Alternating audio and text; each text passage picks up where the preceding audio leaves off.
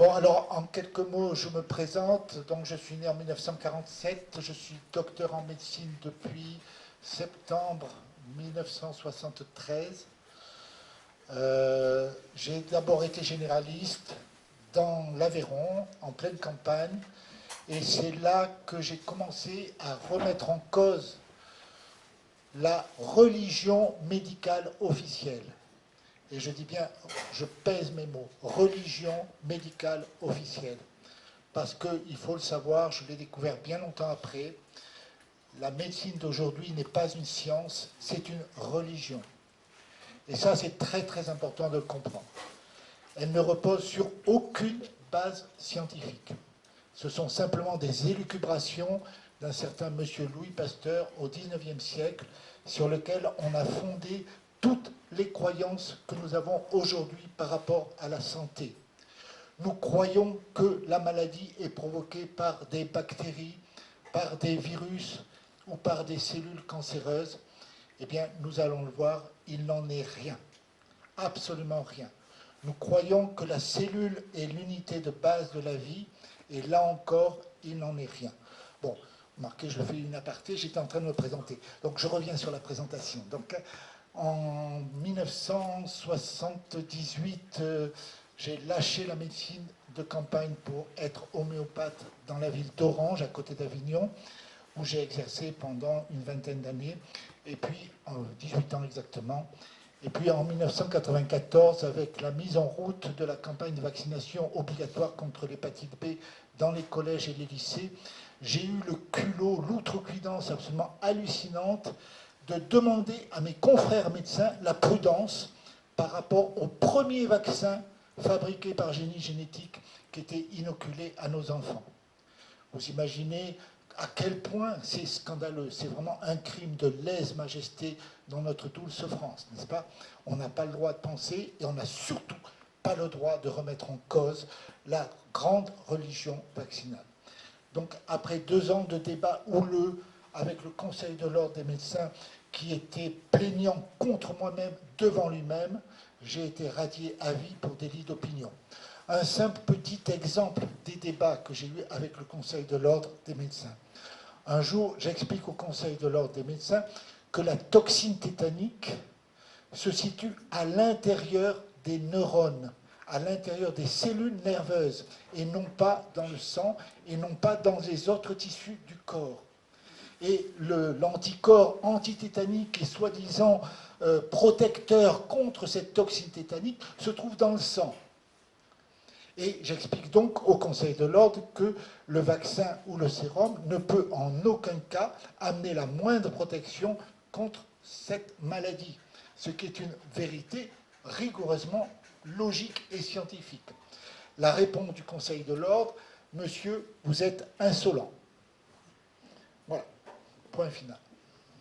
Et 2 ans après, radiation à vie pour délit d'opinion, puisque j'avais osé remettre en cause la grande religion vaccinale française.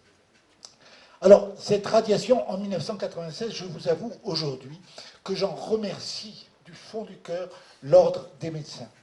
Parce que du jour au lendemain, des écailles me sont tombées des yeux. Jusque-là, je croyais encore, j'étais encore parmi les croyants de cette religion médicale officielle.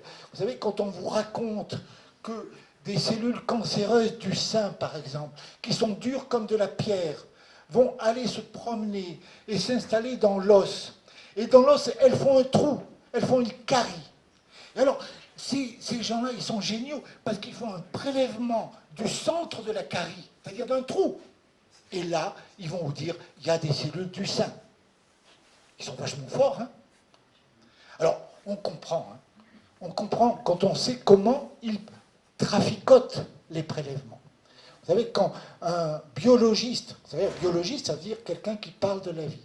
Quand un biologiste examine un tissu, une biopsie, est-ce que vous avez une petite idée du protocole qu'on utilise avant de regarder au microscope?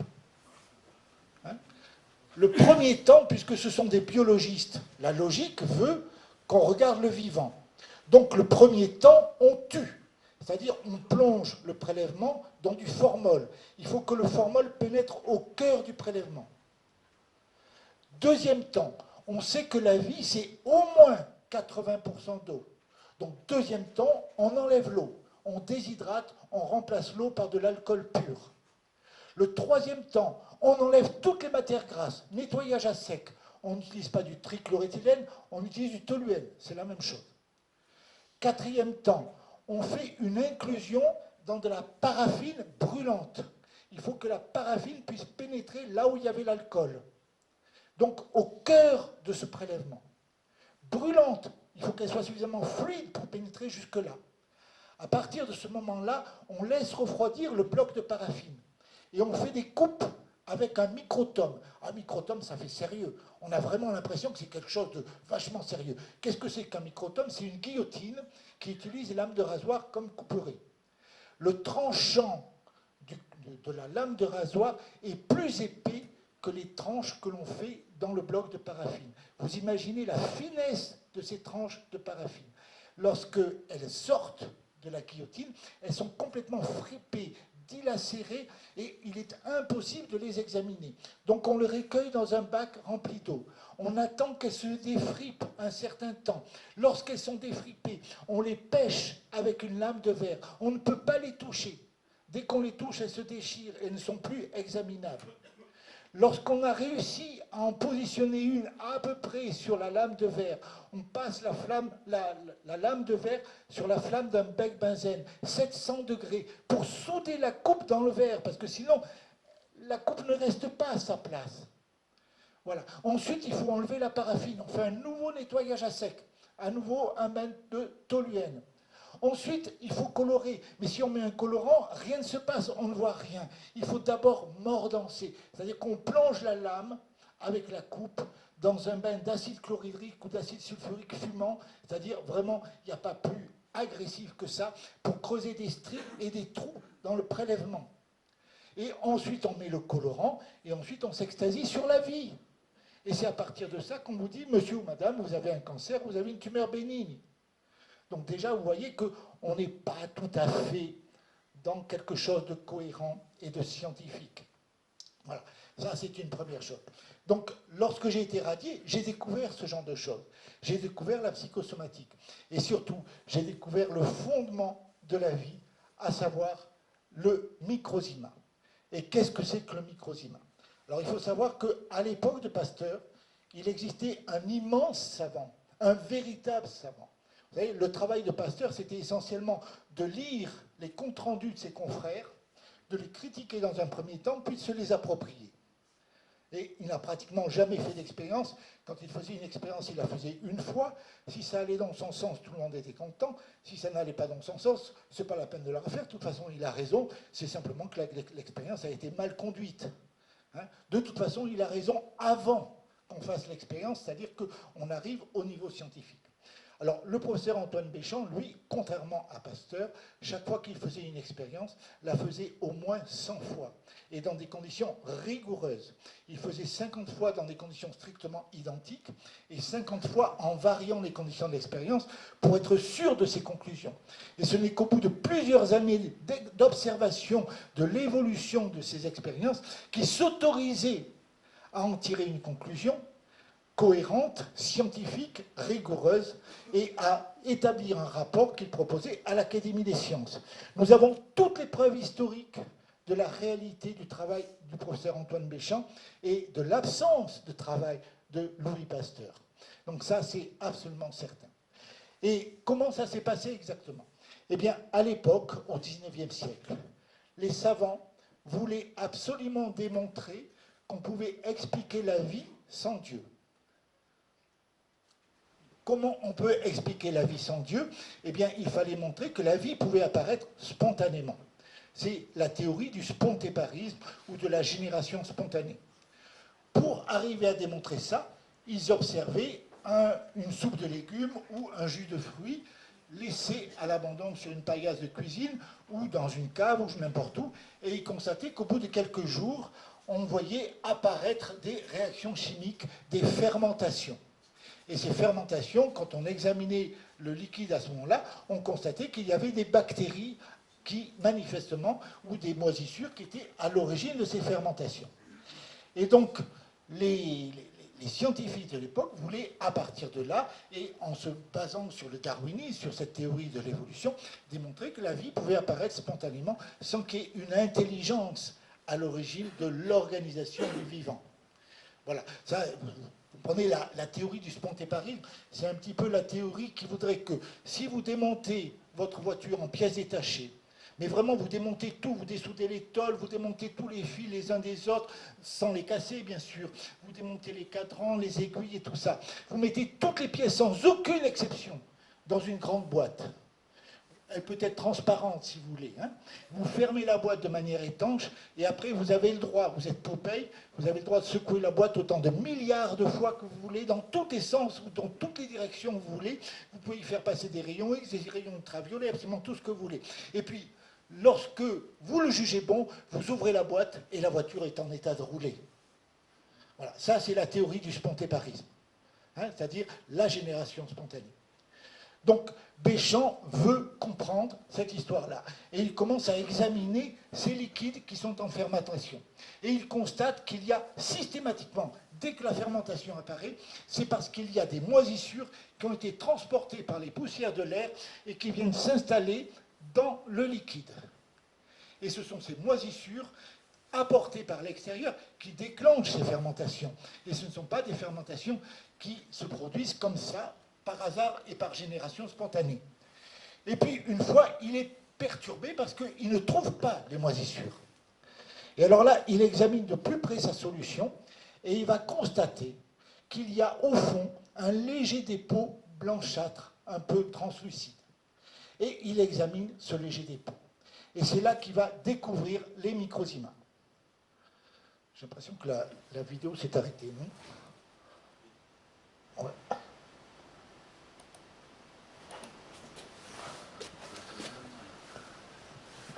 Bon, donc il découvre ces microzymas, j'espère que ça va repartir.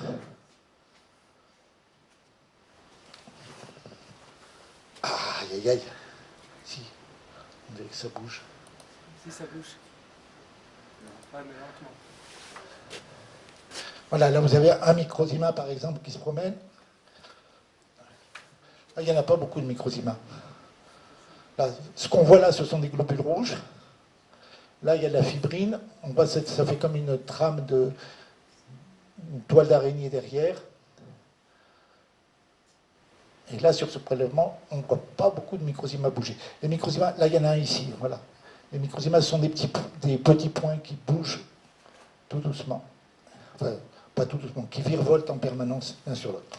Donc, il va découvrir que ce dépôt est constitué de microcellules, qu'il va baptiser microzymas, puisque ce sont ces microcellules qui fabriquent, qui transforment tous les substrats organiques des êtres vivants.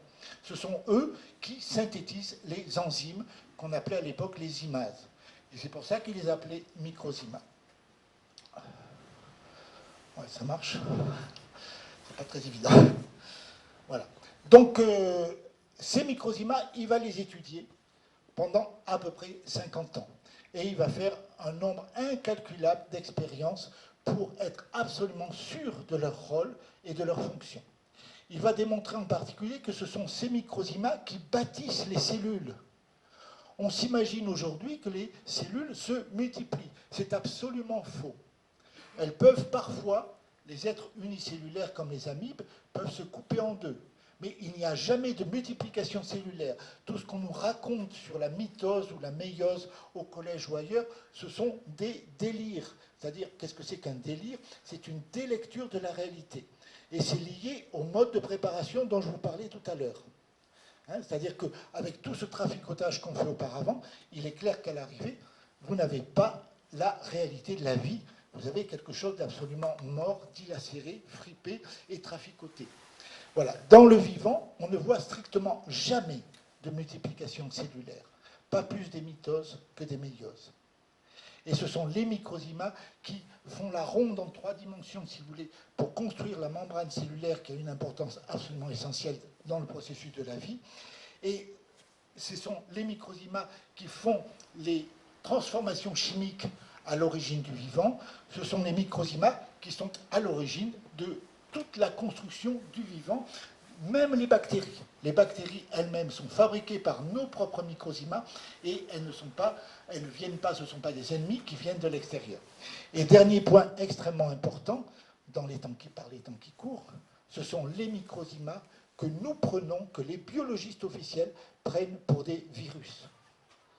Quelque part, les virus n'ont jamais existé. Et donc ça, c'est vraiment une démonstration essentielle du professeur Antoine Béchamp. Il a pu démontrer de manière absolument certaine que ce qu'on appelle la contagion n'existe pas au sens de M. Pasteur. La contagion peut exister au sens d'un transfert d'informations. La contagion peut exister par mimétisme d'un individu à l'autre, mais il n'y a jamais contagion par agression. Et donc ça met par terre toutes les théories autour du système immunitaire. Il n'y a pas besoin d'armées défensives. Nous ne sommes jamais agressés par des micro-organismes ou des virus qui viennent de l'extérieur. Lorsque par hasard des bactéries ou des microzymas étrangers pénètrent dans notre organisme, ils saluent, ils transfèrent éventuellement des informations et ils repartent. Ils ne sont jamais agressifs, ils ne sont jamais invasifs. Et c'est d'ailleurs pour ça que les greffes ne tiennent pas. Hein, quand on vous fait une transfusion sanguine, par exemple, au bout de 3 semaines à peu près, il n'y a plus un seul microzyma étranger dans votre corps.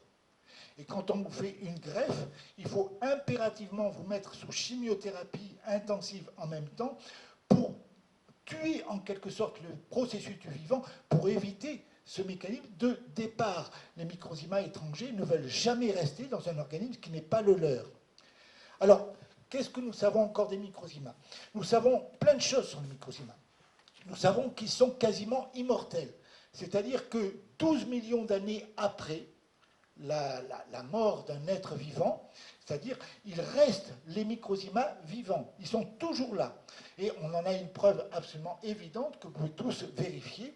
Si vous avez un aquarium sérieux avec de la litière au fond, et si cet aquarium, vous le soignez correctement, c'est-à-dire vous le laissez à une température adéquate, vous mettez de la nourriture pour vos poissons rouges, etc., de la lumière, de l'oxygène, etc., eh bien vous verrez apparaître au bout de quelques semaines des coquillages un peu partout dans votre aquarium. C'est la plaie des aquariophiles. Qu'est-ce que c'est que ces coquillages? Eh bien ce sont les microzymas du calcaire de la litière qui se retrouvent dans des conditions adéquates et qui se remettent à construire des êtres vivants. Donc ce sont des microzymas qui ont plus de 12,5 millions d'années, je ne sais pas si vous réalisez. Donc ils sont quasiment immortels. Et puis Béchamp n'avait pas à l'époque les moyens qu'on a aujourd'hui. Béchamp examinait toujours le vivant. Il a pu constater que c'est à l'intérieur du noyau des cellules qu'il y avait le maximum de microzymas. Aujourd'hui, on peut dire de façon à peu près probable, c'est une hypothèse, que le noyau cellulaire, c'est le dortoir. C'est là où les microzymas récupèrent et se reposent. C'est une hypothèse, hein, ce n'est pas une certitude scientifique. Mais quand le professeur Béchamp voulait étudier les microzymas, il prélevait les cellules, les noyaux des cellules, et il récupérait les microzymas qui étaient à l'intérieur, parce que c'est là où ils sont le plus nombreux. Bon, il n'y en a pas dans le sang, par contre. Hein. Dans les globules rouges du sang, il n'y a pas de noyau. Mais là, vous avez par exemple un globule blanc, un leucocyte. Voilà, il est reparti, pardon. Il y avait un leucocyte. Ben, les leucocytes, qu'est-ce que c'est? Ce sont les cellules du sang qui transportent les microzymas là où il y en a besoin. Et ce ne sont pas du tout des cellules du système immunitaire, ce sont simplement des transporteurs.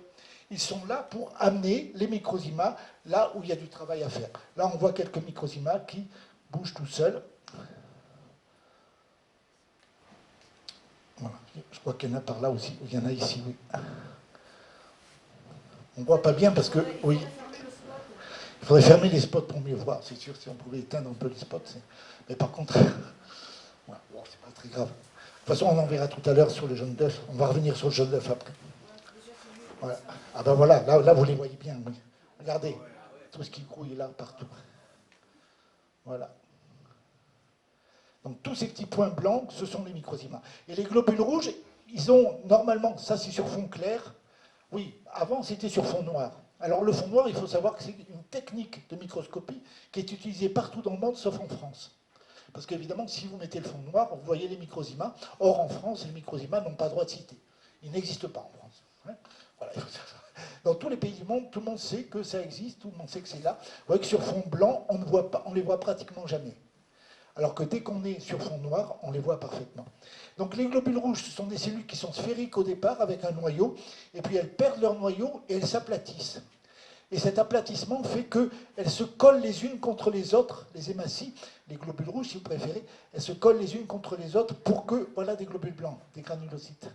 Voilà, elles se collent les unes contre les autres pour transporter l'oxygène plus facilement d'un globule rouge à l'autre. Donc ça c'est très important. Vous voyez la splendeur de la vie au cœur du vivant, là c'est une goutte de sang, et vous avez donc vraiment ce grouillement, cette danse perpétuelle des microzymas, ce que les biologistes modernes ne veulent pas voir. Vous savez, on peut dire que toutes les maladies au monde sont curables, sauf une, l'aveuglement volontaire. Ça, on ne peut pas guérir ça. Voilà. Et donc ce sont ces microzymas qui vont bâtir les cellules, ce sont ces microzymas qui vont éventuellement fabriquer des bactéries lorsqu'elle a besoin pour guérir quelque chose, et les leucocytes ou globules blancs, ce sont les transporteurs des microzymas. Ils les amènent, alors ils transportent à la fois les microzymas et les vitamines, et essentiellement la vitamine C et les vitamines du groupe B, et ils amènent ces vitamines et ces microzymas là où il y en a besoin. Là, vous voyez, vous avez un globule rouge qui est en fin de vie, on dirait une mine, hein, parce qu'en fait, les microzymas qui constituent la paroi vont se séparer, et ils vont reconstruire ensuite d'autres cellules, des globules rouges ailleurs. Là, vous avez des granulocytes, c'est-à-dire des globules blancs ou des leucocytes. Donc les granulocytes, alors on est reparti sur le sang. Les granulocytes, ils ont des formes diverses, parce qu'ils ont des destinations diverses. C'est comme la circulation sur les routes dans un pays. Vous avez des poids lourds qui ont pour destination, et surtout pour voie principale, les autoroutes. Vous avez des petits fourgons, vous avez des petites voitures, et c'est pour ça que vous avez évidemment des véhicules de taille et de morphologie différentes. Voilà. Alors il faut savoir que le jaune d'œuf, c'est pratiquement un amas de microzymas. Le jaune d'œuf, c'est que des microzymas. Donc là, on a mis un petit peu d'eau sucrée dans du jaune d'œuf pour stimuler les microzymas. Et vous voyez grouiller tous ces microzymas partout, et ils construisent des cellules. Et c'est comme ça que se construit l'embryon. Hein, l'embryon dans le ventre de la maman, à partir de la cellule de l'ovocyte primordial, eh bien, il se construit, les cellules se construisent de cette manière-là. Vous voyez que les microzymas grouillent et bâtissent les cellules. Il n'y a pas de multiplication, on ne voit jamais de mitose ou de méiose sur le vivant. Donc c'est assez fabuleux à voir.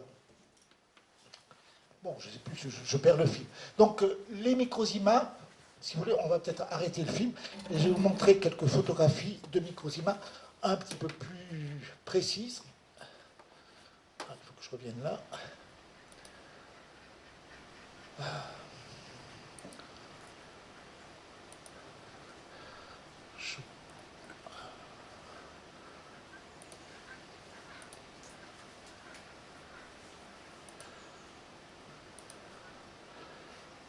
Alors,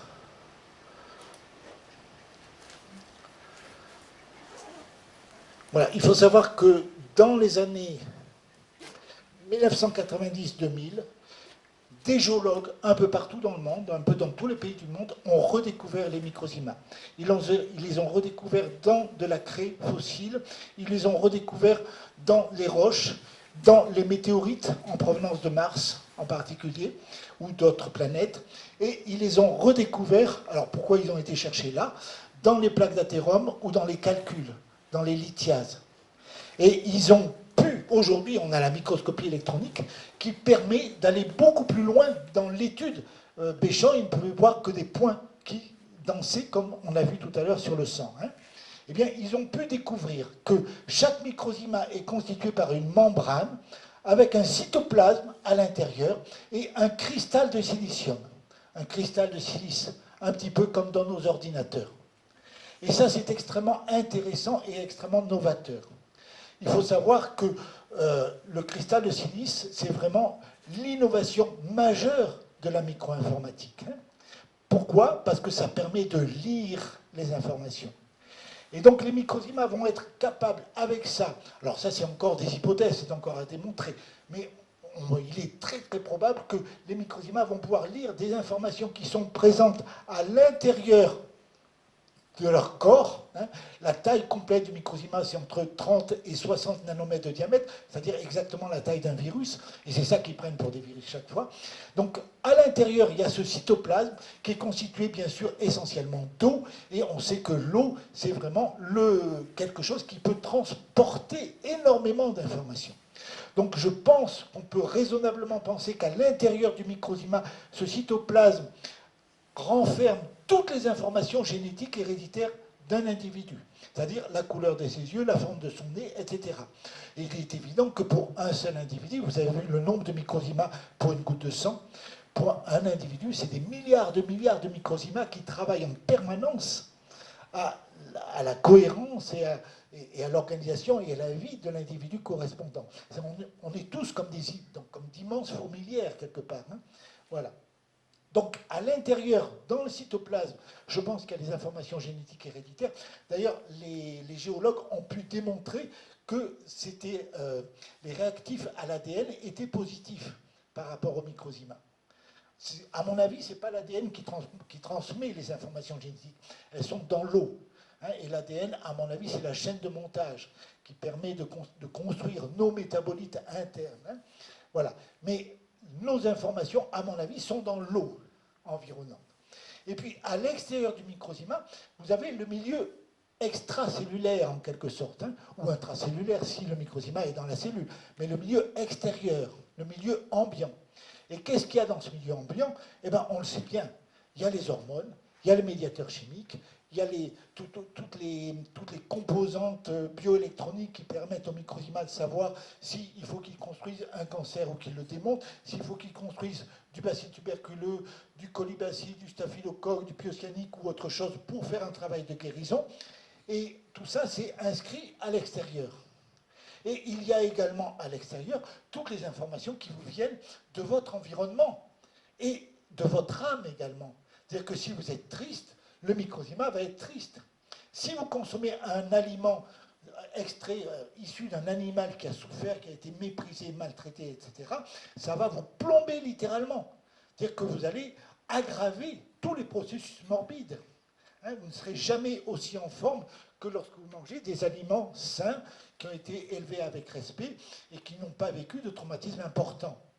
Donc il y a les hormones, il y a toutes ces influences psychologiques, il y a bien sûr les influences électromagnétiques, hein, bien évidemment, qui ne sont pas forcément négatives, parce qu'il y a des influences électromagnétiques très positives, il y en a qui sont très négatives, ça dépend aussi de l'intention du réalisateur. Hein. Voilà, donc tout ça c'est important, et c'est ce qui va permettre au microzyma de travailler et de vous aider à vivre. Voilà, donc je vais vous montrer, tant qu'on est là, oui, une autre photo de microzyma. Donc ça c'est... Vous avez plusieurs microzymas, vous voyez qu'ils ont des formes légèrement différentes. Là, vous avez celui qu'on a vu tout à l'heure en gros, et vous voyez que dans chaque microzyma, on retrouve ce cristal de silicium à l'intérieur, avec des formes qui sont variables, anguleuses, etc. Bon, ça c'est le film. Voilà, ça c'est Philippa Wins. C'est... Je vais la grossir un peu, mais...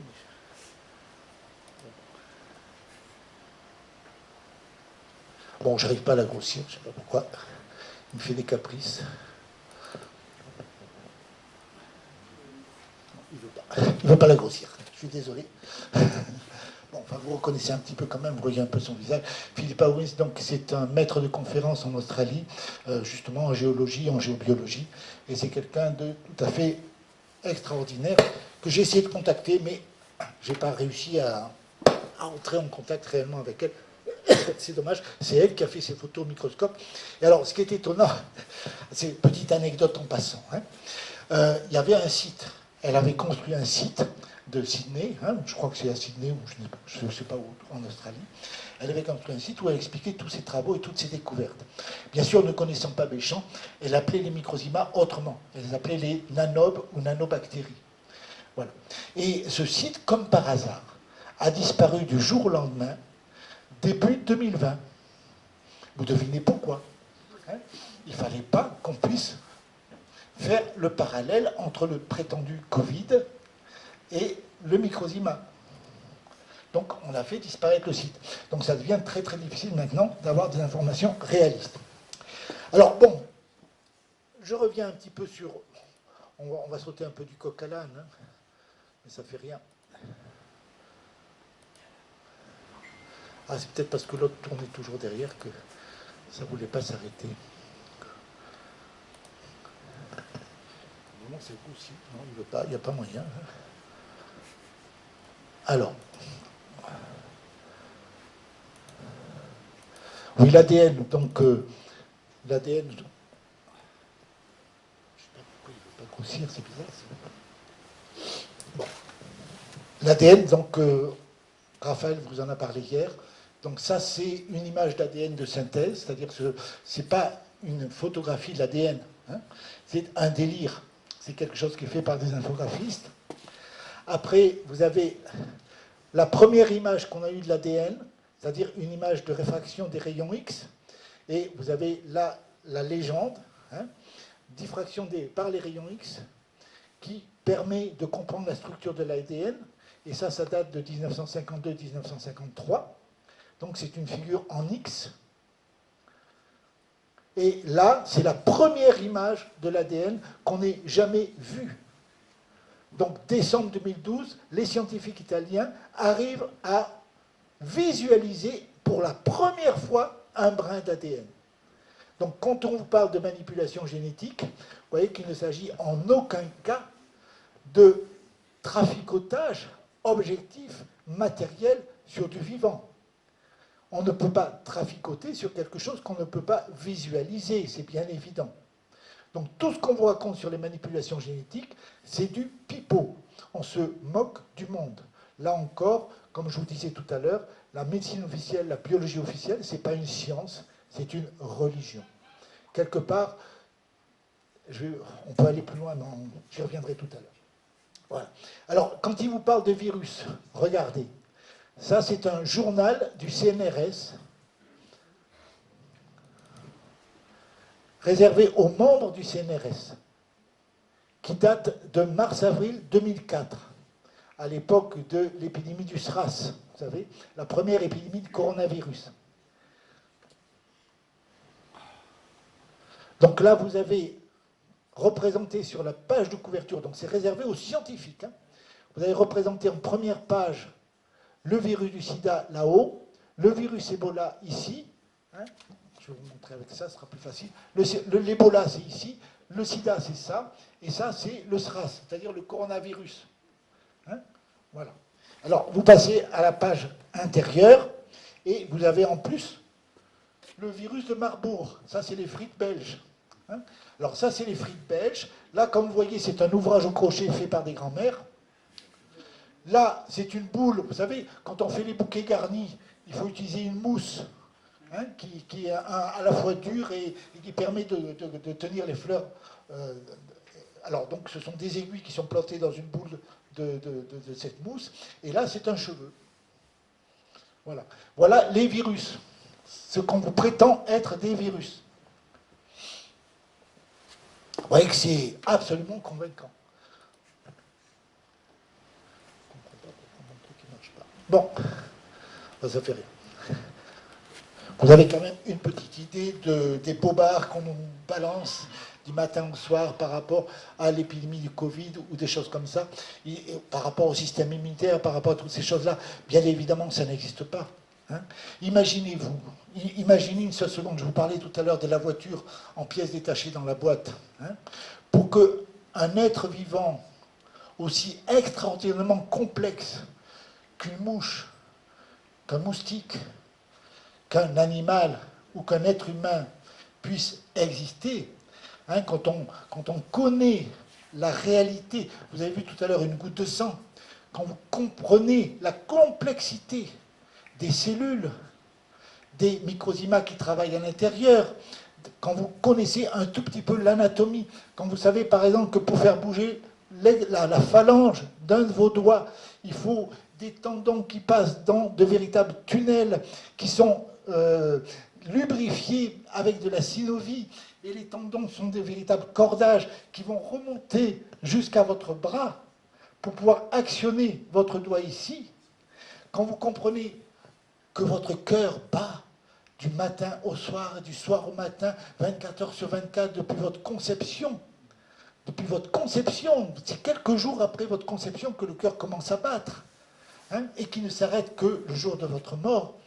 Quand vous découvrez que la respiration, c'est pareil, c'est quelque chose qui vous habite, hein, et pour le cerveau, c'est la vie, du début jusqu'à la fin, il est clair qu'à l'origine de tout, il y a une intelligence absolument hallucinante pour avoir pensé, réfléchi, conçu tout cela. Hein. Moi, je suis fasciné par l'histoire de Lourdes. Vous savez qu'à Lourdes, tout le monde dit c'est Marie qui est apparue. Mais elle ne s'est jamais présentée sous le nom de Marie. Elle s'est présentée sous le nom de l'Immaculée Conception. Elle est la conception de l'univers. Et elle se présente sous l'apparence d'une jeune fille, c'est-à-dire au féminin. Ce qui est beaucoup plus logique. Hein, je sais pas, on a revu il y a quelques jours avec Brigitte 3 hommes et un couffin. Et à un moment, il y a un des 3 protagonistes qui se retrouve ivre-mort dehors parce qu'il est complètement dépressif, parce que le petit bébé qu'ils avaient gardé pendant 6 mois est reparti. Et il discute avec quelqu'un, un ancien détective dans la rue, et il dit à ce détective, mais c'est pas possible qu'un être vivant sorte de la côte d'un homme, ou du côté d'un homme, il ne peut sortir que d'une femme, bien évidemment. S'il y a une conception, une immaculée conception, quelque part à l'origine de ce monde dans lequel nous vivons, il ne peut venir que d'un être qui est d'abord et essentiellement féminin, même si on peut dire qu'il n'y a pas de sexe à ce niveau-là, bien évidemment. Hein. Voilà. Donc il y a une intelligence extraordinaire à la base de tout, et ça c'est absolument fabuleux. Voilà. Et c'est cette intelligence extraordinaire qui organise le vivant, et qui organise tous les êtres vivants, de A jusqu'à Z. Donc vous avez ces microzymas qui sont transportés par vos granulocytes, c'est-à-dire vos leucocytes ou globules blancs, qui vont pouvoir travailler partout où il y a besoin de faire un travail donné. Et puis ce sont ces microzymas qui vont éventuellement construire des bactéries, et puis les démonter ensuite, lorsqu'il n'y en a plus besoin. Et pourquoi ils construisent des bactéries? Eh bien parce que vous avez développé une pathologie. Chaque fois que vous développez une pathologie, qu'est-ce que c'est qu'une pathologie? Et c'est là où il faut aller au-delà encore des microzymas. C'est quelque chose que Béchamp ne connaissait pas à l'époque, mais qu'on a découvert depuis. Dans les années 1917, et puis ensuite, plus tard, avec d'abord Grodek, ensuite Laborit, Balint, et puis ensuite le docteur Hammer, on a découvert la véritable cause, la véritable origine des pathologies et des maladies. Et cette véritable origine, 99 fois sur 100, c'est psychosomatique. Ce sont des émotions extrêmement graves. Et des émotions qui vous mettent en danger de mort. Et votre cerveau, qui est le pilote automatique, l'intelligence artificielle dont parlait Raphaël ce matin, hein, cette espèce d'intelligence artificielle informatique, le cerveau, ce n'est que ça. Votre véritable intelligence, elle est là. Elle n'est pas là, elle n'est pas dans la boîte, là. Elle est au niveau de votre ventre. Hein. Donc le cerveau, lui, cherche une solution pour vous sauver la vie. Hein. Prenons un exemple basique. Vous prenez une vache normale. Elle fait un bébé. Elle fabrique entre 5 et 6 litres de lait par jour pour son bébé. Pourquoi? Parce que très vite, le bébé va pouvoir manger de l'herbe et compléter son alimentation. Ce n'est pas comme les petits humains où les bébés peuvent se contenter du lait de la maman pendant des mois. Hein. Voilà. Donc elle ne fabrique que 5 à 6 litres de lait par jour. Si on veut en faire une vache laitière, on connaît ça dans le pays. Hein, c'est encore un pays de vaches laitières où on fait du fromage. Bon, pour en faire une vache laitière, il faut lui arracher son bébé. Le lui arracher. Et il faut le laisser pleurer à côté, au début au moins. Et donc ça met la vache dans un stress épouvantable. Parce que pour son cerveau, qui n'est pas intelligent, hein, pas plus que le nôtre, hein, son cerveau, son bébé est en danger de mort. Et le danger de mort, c'est essentiellement le manque de nourriture. Et donc, la solution que trouve le cerveau, c'est de développer un cancer des mamelles. Donc, toutes les vaches laitières sont des vaches cancéreuses. Et qu'est-ce que c'est que le cancer? C'est quelque part la somatisation de la souffrance de la vache. Grâce à ce cancer, sa production de lait va monter à 20, 30, 40, voire 50 litres par jour. Et c'est un lait encore plus nourrissant parce qu'il est cancéreux. Et bien sûr, en tant que cancéreux, quand vous consommez un aliment à base de lait, vous consommez la souffrance de la vache. Et c'est ça qui va se retrouver dans l'espace autour de Microzima et qui va plomber vos Microzima, qui va les rendre fragiles. On vous parlait ce matin des ventouses scarifiées pour sortir le mauvais sang. Mais c'est cette souffrance-là qu'on sort. Encore plus que les toxines, encore plus que les pesticides et toutes ces saletés. Bien sûr qu'on est plombé par les vaccins, on est empoisonné par plein de choses. Mais la souffrance que vous avez, c'est pareil lorsque vous mangez un animal qui a été élevé en batterie, qui n'a pas pu bouger, qui a été objetisé, méprisé. C'est hallucinant. Et toute cette souffrance de ces animaux, vous la mangez. Et c'est cette souffrance. Après, on s'étonne qu'on est dépressif, qu'on n'a pas de tonus, qu'on n'est pas courageux. Ben évidemment. Comment vous voulez avoir du courage quand vous êtes imbibé de cette souffrance? C'est pas possible. Voilà. Donc, chaque fois que votre cerveau est confronté à des émotions extrêmement importantes, on a vu il y a quelques jours, en venant ici, on a rencontré une dame. Mais c'est des choses hallucinantes. Hein. On a rencontré une dame qui a des cancers de l'os partout. C'est-à-dire elle a des caries partout. Elle a des trous dans son os. Voilà. Et j'examine cette dame et je constate qu'elle a aussi un cancer du sein.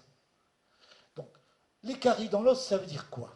Ça veut dire que le cerveau ordonne le démontage du squelette. Pourquoi il ordonne le démontage du squelette? Parce que cette femme se prend pour une merde. Une sous-merde, si je veux dire, si je peux parler comme ça. C'est-à-dire qu'elle n'est même pas digne d'exister et d'embêter son entourage par sa présence. Et donc la solution du cerveau, c'est de se dire, après ma mort, mon squelette va subsister encore des centaines d'années. Donc je vais en débarrasser mes successeurs et mes enfants. Et donc elle commence à démonter son squelette de son vivant. Et c'est la cause de toutes les ostéoporoses, de toutes les caries, de tous les cancers de l'os. Et ce ne sont pas des métastases, ce ne sont pas des cellules du cancer du sein qui sont baladées ailleurs. Donc je l'ai examinée, elle a aussi un cancer du sein. Et il y a deux types de cancers du sein. Celui de la vache laitière, c'est le plus rare. C'est à peu près 30% des cancers du sein. C'est le danger de mort pour l'enfant. Mais après, il peut y avoir la séparation de l'enfant. L'enfant réel ou virtuel. Et on a discuté un petit moment avec cette femme, et elle veut se séparer de son mari. Et son mari, quelque part, c'est son bébé. Et par conséquent, si elle se sépare de son mari, elle va être séparée de son bébé. Donc là, deux solutions. Ou bien elle ne veut pas de la séparation, auquel cas elle va développer une tumeur qui va grossir, grossir, grossir, et qui peut aller jusqu'à 50 cm ou plus de long de taille. Vous imaginez une mamelle qui va grossir, grossir. On en a vu. Hein, ça arrive lorsque la maman ne veut pas qu'on la sépare de son bébé, réel ou virtuel. Et là, en l'occurrence, elle veut se séparer de son mari. Donc là, elle le rétracte son sein. Et quand on l'examine, elle a un trou, elle est en train de creuser et de démonter son sein parce qu'elle ne veut plus être la mère nourricière de son mari. Vous voyez, et tout ça a une cohérence pour l'intelligence analytique, calculatrice, informatique du cerveau. Mais ce n'est pas une intelligence objective. Évidemment, ça ne correspond pas à ce qu'on ferait si on travaillait avec notre intelligence objective. Et donc, c'est là où il faut comprendre comment cette femme peut-elle guérir. La priorité des priorités, ce n'est pas son sein. Hein. De toute façon, son sein ne va jamais la mettre en danger de mort. Son sein, évidemment, il est en train de se rétracter. Mais ce n'est pas grave en soi. Ce sera moins esthétique, mais bon, ce n'est pas dramatique. Voilà. La priorité des priorités, c'est qu'il faut qu'elle reconstruise ses os. Et comment faire pour reconstruire ses os? Eh bien, il faut qu'elle prenne conscience de sa splendeur. Et c'est pour ça que la médecine que nous enseignons, nous l'appelons la médecine somato-psycho-spirituelle. Il faut qu'il y ait les trois plans. On ne peut pas reconstruire le squelette si on n'a pas compris à quel point nous sommes importants aux yeux du Créateur, aux yeux de cette immaculée conception dont je vous parlais tout à l'heure. Hein? Alors, je vais vous dire quelque chose. Moi, je crois vraiment dans cette réalité, dans cette créature, ce n'est pas une créature, bien sûr, dans cet être qui est à l'origine de l'univers. Hein? Et je crois qu'il est trois personnes en même temps. Il est à la fois cette conception maternelle, il est cette parole créatrice qu'on a appelée Jésus-Christ, et il est ce rayonnement que les chrétiens appellent l'Esprit Saint. C'est ma croyance, mais peu importe. Le plus important, c'est de comprendre que il n'y a, cet univers que nous connaissons suppose que cet être infini n'est pas narcissique. Parce que s'il était narcissique, bien évidemment, il n'aurait pas besoin de la création. Et quelque part, s'il a mis en route la création, c'est pour se donner et pour vivre une danse d'amour avec ces créatures. Vous comprenez? C'est pas pour rien. Donc ça, c'est ma croyance. Hein. On n'est plus dans la science. Là. Je suis sur un autre plan. Mais c'est important pour comprendre, pour guérir cette femme de son cancer de l'os. Hein. Voilà. Donc ma croyance, c'est ça. Et ma croyance, c'est qu'il n'a pas créé une seule étoile sans qu'il y ait des planètes autour. Et qu'il est bien évident que s'il y a une étoile et des planètes autour, c'est pour qu'il y ait de la vie dessus. Et donc, il est certain que partout, partout, partout dans l'univers, il y a des milliards de milliards de milliards de milliards de milliards de créatures qui sont toutes plus ou moins belles les unes et les autres, peu importe. Mais aux yeux de ce Créateur, aux yeux de cette intelligence infinie, cette immaculée conception, la toute-puissance de cette immaculée conception, c'est d'être capable de considérer chacune de ces créatures, chacune, comme si elle était l'unique. Et c'est ça que j'ai essayé d'expliquer à cette femme il y a 2 jours. Je lui ai dit, aux yeux de cette immaculée conception, vous êtes le plus fabuleux chef-d'œuvre qu'elle ait jamais construite, qu'elle ait jamais créé. Et si nous rentrons dans cette conviction, et si nous rentrons dans la gratitude par rapport au fait qu'à chaque seconde, cette immaculée conception nous confère la vie, fait battre notre cœur, fait respirer nos poumons, fait travailler nos microzymas, fait bouger nos muscles, elle est en permanence attentive à ce que nous sommes à la seconde présente. Et si nous comprenons cela, eh bien, le cancer de l'os, il se reconstruit. Il se reconstruit parfaitement. Et il n'y aura aucun dégât et aucun risque vital. Hein? Alors pour la médecine officielle, pour la religion médicale officielle, elle est foutue puisqu'il y a des métastases dans l'os. Mais ce n'est pas des métastases, bien sûr. C'est un processus de dévalorisation monstrueux, existentiel. Vous voyez, j'espère que vous comprenez à peu près. Voilà, donc le cerveau, c'est un ordinateur, il fait ce qu'il peut. Pour arriver à gérer une émotion qui vous met en danger réel, profond, eh bien, il faut avoir cette dimension spirituelle. Il faut que cette personne, elle rende grâce, elle prenne conscience de son importance aux yeux de cette immaculée conception, et il faut qu'elle sache dire merci. À ce moment-là, elle pourra reconstruire ses os. Voilà. Alors, comment ça se passe? Eh bien, imaginons par exemple, on va prendre un autre cas. Imaginez que vous soyez confronté à une situation de raquette. Vous soyez racketté financièrement. Hein? Si vous êtes racketté financièrement, vous vous retrouvez en manque financier, par exemple. Hein? En manque financier, ça peut être simplement parce qu'on vous enlève ce que vous auriez dû absorber.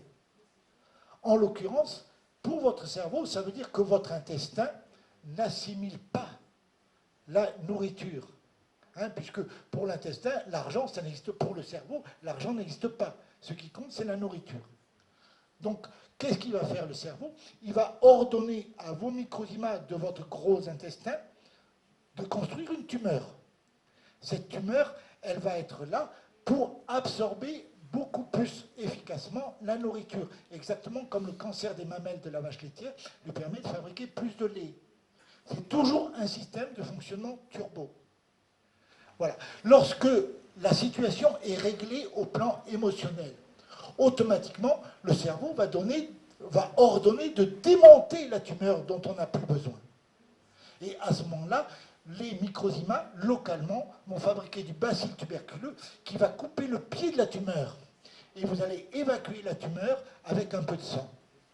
Alors, en général, c'est là que vous allez consulter, parce que vous voyez un peu du sang dans vos matières fécales.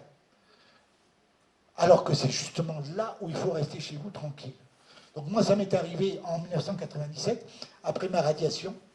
Mes meilleurs amis se sont dépatouillés pour me racketter de 17 000 francs. Donc vous imaginez, radiation en avril 1996, en septembre 1997, on me rackettait 17 000 francs. C'est pas rien. Hein. À l'époque, j'avais 7 enfants à charge. Et j'étais passé d'un revenu de 50 000 francs en moyenne par mois à quasiment 0. Hein. Ça fait un sacré choc. Donc je me dépatouillais en faisant quelques conférences, en vendant les premiers bouquins que je sortais en tant qu'auto-éditeur. Mais c'était vraiment très très dur, très difficile. Et je peux vous dire qu'à la suite de cet épisode, mes gamins, ils ont mangé des pâtes et que des pâtes pendant au moins 8 ou 9 mois. Ça a été extrêmement difficile. Voilà. Bon.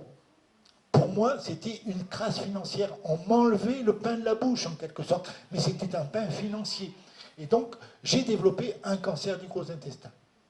À l'époque, je consommais en permanence, j'avais découvert la vitamine avant, je vous en parlerai après. Hein. Donc j'avais découvert la vitamine avant, et donc je consommais mes 10 à 15 grammes de vitamine C par jour. Donc, je n'ai rien vu, je n'ai absolument eu aucun symptôme. Donc ça s'est passé au mois de septembre, et jusqu'au mois de janvier, j'ai essayé de récupérer cet argent. Donc je suis passé par tous les moyens possibles, humains, c'est-à-dire le téléphone, les courriers, les lettres commandées, etc. Et puis, au bout de 4 mois, il ne restait plus qu'une issue, c'était la justice. Mais pour faire une action en justice, il faut avoir des sous. On ne peut pas faire une action en justice si on n'a pas des moyens financiers. Et ce n'était vraiment pas le cas. Et donc j'ai dit, je laisse tomber. Ça, c'était vers le 15 janvier à peu près. Eh bien, 15 jours après, je me lève comme souvent vers 4-5 heures du matin, parce que j'ai envie d'aller aux toilettes. Et je vais aux toilettes, et là, au lieu de faire des matières fécales, j'ai évacué à peu près 1 litre de sang. À vue de nez, hein, je n'ai pas mesuré. Ça fait un choc, hein, avec une masse qui est tombée au milieu. C'était pour moi la tumeur qui tombait avec une petite hémorragie. Bon. Évidemment, je comprenais tout de suite pourquoi. Mais c'est quand même impressionnant. Et je me suis dit, à 8 heures du matin, j'appelle un confrère et je vais me faire examiner. Bon. Il était 4 heures du matin. 6 heures du matin, j'ai envie d'aller à la selle, à nouveau. Alors là, je peux vous dire, j'ai balisé. Hein. J'ai pris mon téléphone avec moi et je suis allé sur les toilettes. Et je me suis dit, si jamais je perds encore 1 litre de sang, je ne sais pas si j'arriverai à me relever du sol. Eh bien, je vous jure que c'est vrai. J'ai fait un caca de petit Jésus. Il n'y avait plus la moindre trace rosée. L'ampoule rectale avait réabsorbé tout le sang.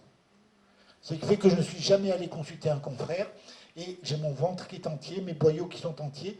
Je n'ai jamais eu de problème depuis, et je me porte comme un charme. Voilà, c'est pour vous dire comment les choses fonctionnent. Hein. Voilà. Alors, quand on est, vous voyez, ça c'est un mode de fonctionnement, je n'arrive pas à attraper ce qui m'est dû, je n'arrive pas à obtenir mon dû. J'aurais pu le vivre d'une autre manière. Imaginez que j'aurais eu surtout peur de manquer. Si j'avais eu très peur de manquer, par exemple, imaginons que je sois passé par le circuit classique. Je vais voir les gens de la religion médicale officielle.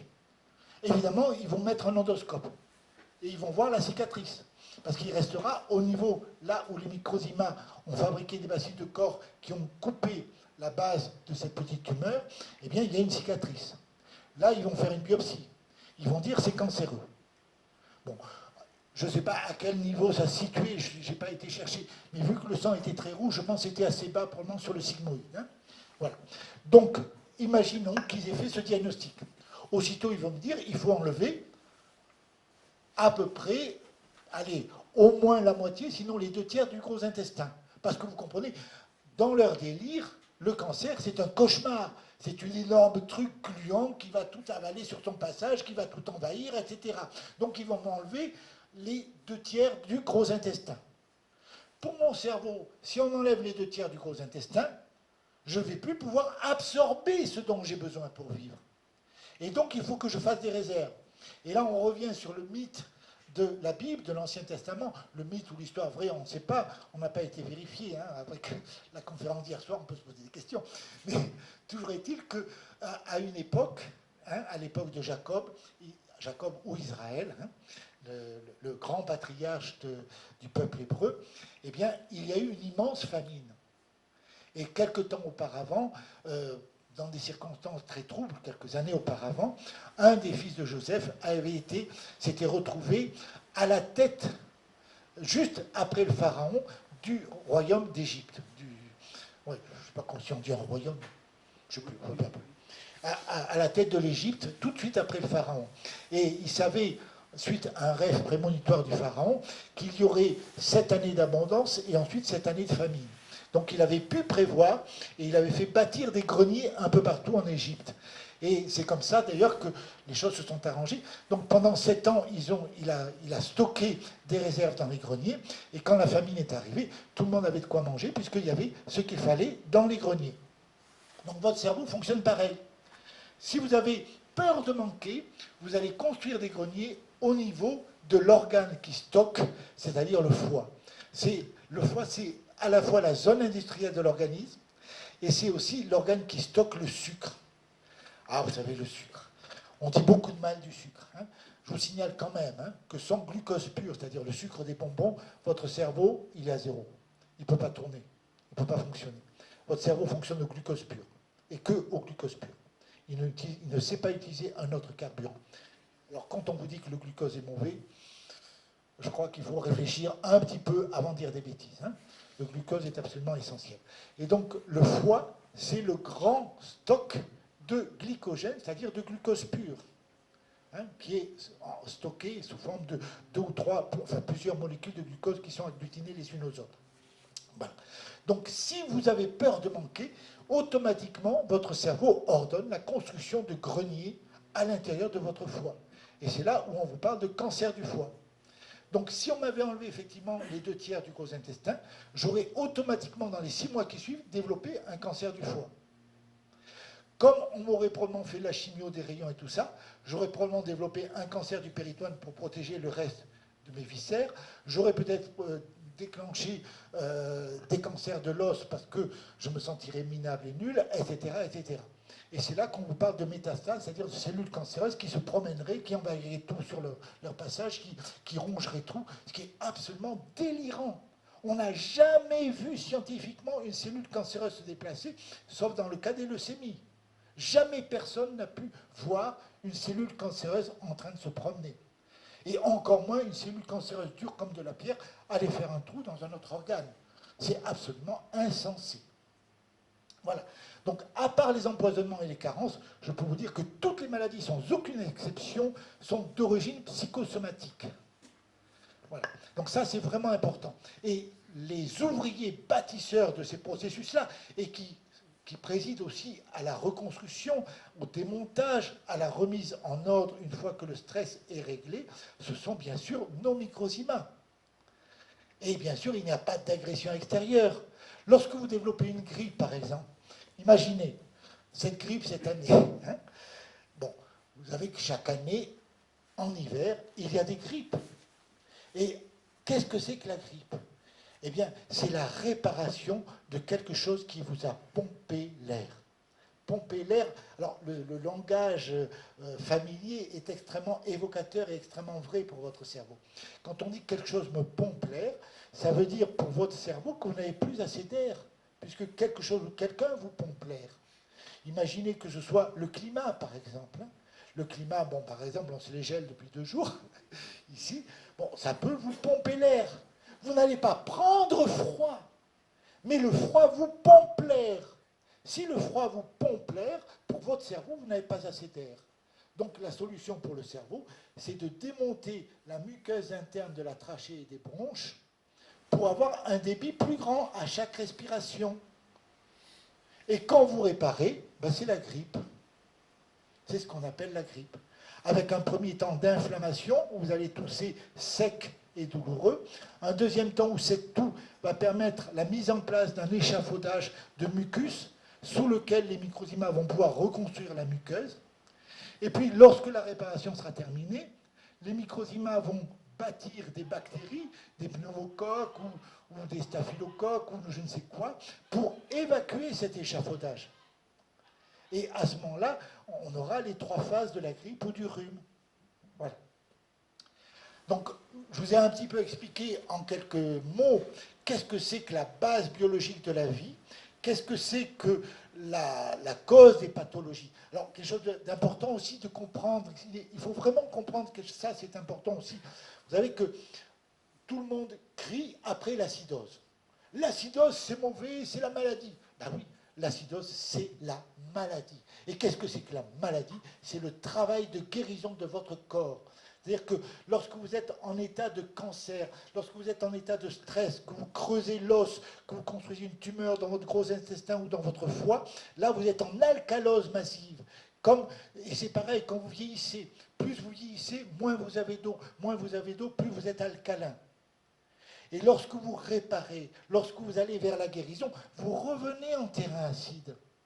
Donc si vous confondez le processus de maladie, c'est-à-dire de retour à la normale, avec la pathologie, vous imaginez que l'acidose est mauvaise et que l'acidose est synonyme de gravité, alors que l'acidose, c'est le retour à la santé, c'est le processus de guérison, c'est le mal à dit, c'est terminé, vous remettez les choses en ordre. Et il faut savoir qu'un bébé, si vous voulez, l'acidose et l'alcalose, l'acidose c'est hydraté, l'alcalose c'est alcalin, c'est déshydraté. Hein, voilà. Le bébé, c'est 90% d'eau. Il est très acide, très hydraté. Le vieillard, c'est 65% d'eau. Il est alcalin. Donc chaque fois que vous consommez des aliments, de toute manière, tous les aliments sont acides, sans aucune exception. Il n'y a pas une seule exception. Il n'y a pas un seul aliment qui soit alcalin. Hein, que les naturopathes soient d'accord ou pas, je les mets au défi de me trouver un aliment qui a un pH alcalin. Ça n'existe pas. Hein, à part l'eau de Vichy, mais ce n'est pas un aliment. Bon. Donc ça, c'est important de comprendre ces choses-là.